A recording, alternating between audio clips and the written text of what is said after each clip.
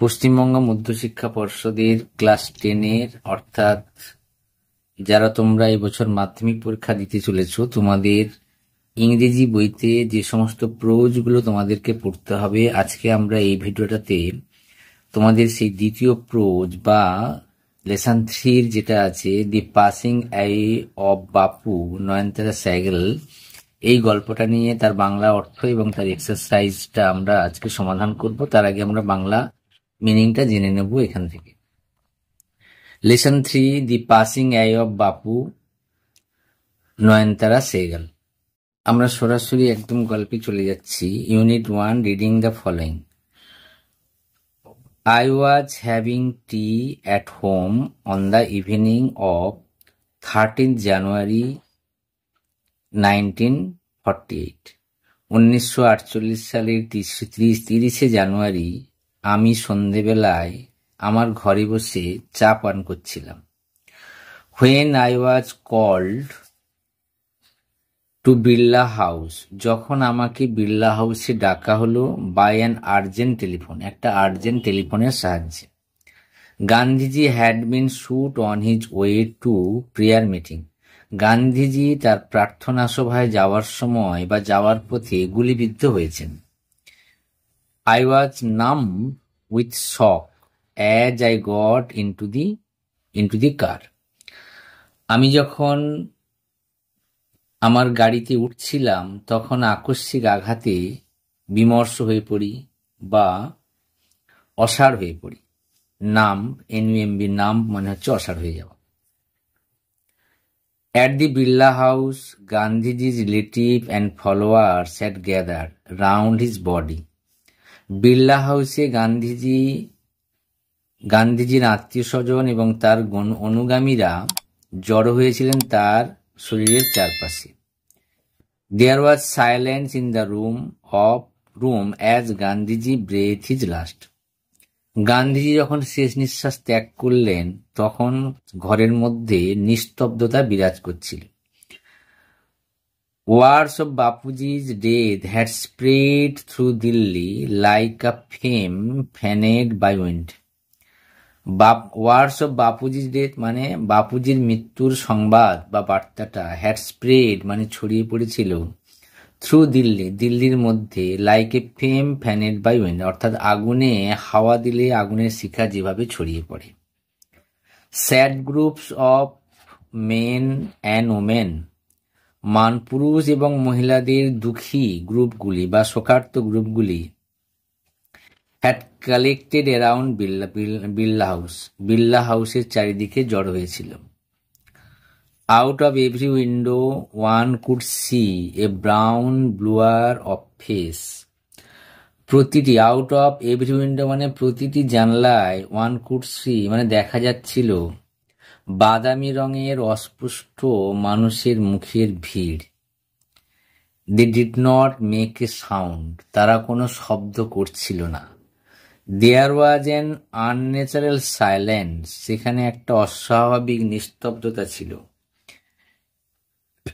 It was as if time stood still for those few minutes. এটা মনে হচ্ছিল কয়েক মিনিটের জন্য যেন সময়টা থমকে গেছে। The people were too stunned to speak in the beginning. লোকেরা এতটাই হতভম্ব হয়ে গেছিল, স্টান মানে হতভম্ব হয়ে যাওয়া, এতটাই হতভম্ব হয়ে গেছিল যে তারা প্রথমটায় কোনো কথাই বলতে পারেনি। Later they clamored wildly, shouting and crying. পরে তারা ধীরে ধীরে চিৎকার করতে শুরু করলো এবং কাঁদতে শুরু করলো, অর্থাৎ কান্নাকাটি করছিল। They jostled one another in a stampede to break into the house. তারা জোসল মানে ধস্তাধস্তি করা বা ধাক্কাধাক্কি করা। তারা পরস্পর, ওয়ান অ্যানাদার মানে পরস্পরের মধ্যে ধাক্কাধাক্কি করছিল, হুড়োহুড়ি করছিল। To break into the house, যেন বাড়িটি ভেঙে তারা ঢুকে পড়বে। They calmed a little, তারা কিছু সময় পরে শান্ত হলো। when it was announced, যখন ঘোষণা করা হলো, that যে they would be allowed, তাদেরকে অনুমতি দেওয়া হবে, to see গান্ধীজিকে দেখার, before the funeral, অর্থাৎ ফিউনারাল মানে হচ্ছে যে অর্থাৎ তোমার অন্ত্যেষ্টিক্রিয়ার পূর্বে সবাইকেই দেখতে দেওয়া হবে।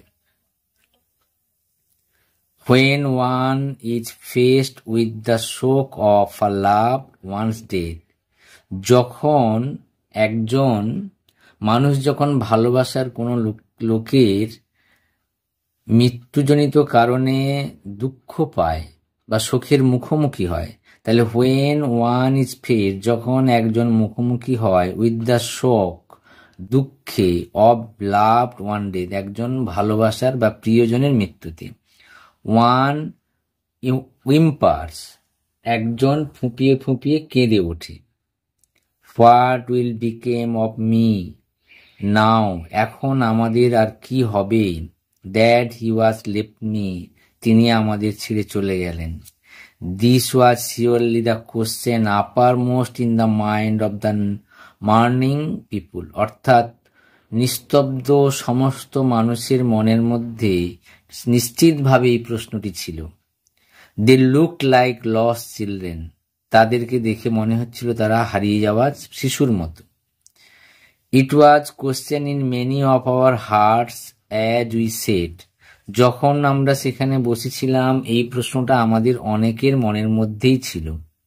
Still shocked and unbelieving, তখনও আমরা শোকার্ত এবং বিশ্বাস করতেই পারছিলাম না। We listened to the broadcast telling the people, আমরা শুনেছিলাম রেডিওতে লোকেদেরকে বলা হচ্ছিল অফ ইন্ডিয়া, ভারতবর্ষের, that যে their Bapu was no more, তাদের প্রিয় বাপু আর নেই। এটা হচ্ছে বাংলা অর্থ আমরা পড়লাম। তোমরা এইভাবে বারবার করে বাংলা অর্থটা পড়ে এটা ভালো করে অর্থটা বুঝে নেবে। এখানে কিছু ওয়ার্ড নোটস দেওয়া আছে, সেগুলো তোমরা পড়বে। এবারে দেখো comprehension exercise. Choose the correct alternative to complete the following sentence. নিচের সেন্টেন্সগুলোকে কমপ্লিট করতে গেলে কারেক্ট অল্টারনেটিভটা বাছতে হবে। যেমন Gandhiji had been shot on his way to, দেখো Birla house, author's house, prayer meeting, a family gathering. আমরা জানি এটা প্রেয়ার মিটিং এর সময় হয়েছিল। The author came to know of গান্ধীজির ডেথ, লেখক গান্ধীজির মৃত্যুর সংবাদ সম্পর্কে জানতে পেরেছিলেন একটা চিঠি, a letter, a telephone call, a telegram, a public broadcast. আমরা জানি এ টেলিফোন কল। নেক্সট পরেরটা দিয়েছেন এখন,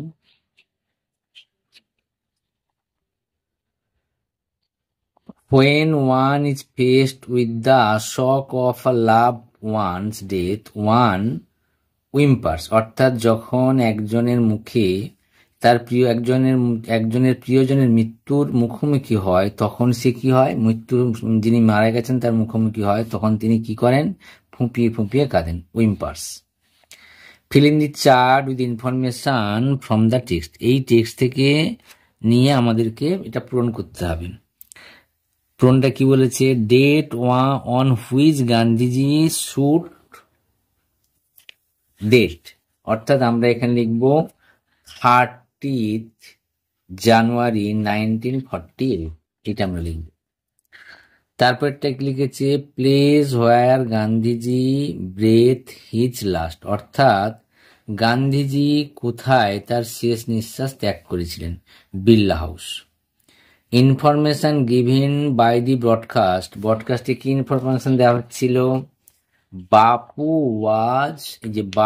ওয়াজ নো মোর, বাপু আর নেই, ঠিক আছে। এরপরে দেখো state whether the following sentence are true or false, provide sentence or phrase or words in support of your answer, অর্থাৎ এইগুলোর তোমাকে ট্রু ফলস লিখতে হবে এবং তার সাপোর্টিং সেন্টেন্স তোমাকে দিতে হবে, ঠিক আছে। ট্রু ফলসটা দেখো লিখেছে, the author receive an urgent telephone call in the morning, আমরা ওখানে পড়ার সময় দেখেছিলাম ইন দ্য ইভিনিং, তাহলে তোমরা এটা ফলস লিখবে। আর সাপোর্টিং সেন্টেন্স কোনটা লিখবে, I was having tea at home on the evening of এত, তাহলে এইটা তোমরা সাপোর্টিং সেন্টেন্স হিসাবে লিখবে, এসএস মানে supporting sentence. The people attempt to break into the Birla house, এটা ট্রু। আমরা ওখানে দেখেছি যে লোকেরা প্রায় যেন বাড়িটা ভেঙেই ফেলছিল। এইখানটা লেখা রয়েছে লেটার দি ক্লেম যে jostle one another in a stampede to break into the house. ঠিক আছে, এইটা লিখে দিবে সাপোর্টিং সেন্টেন্স।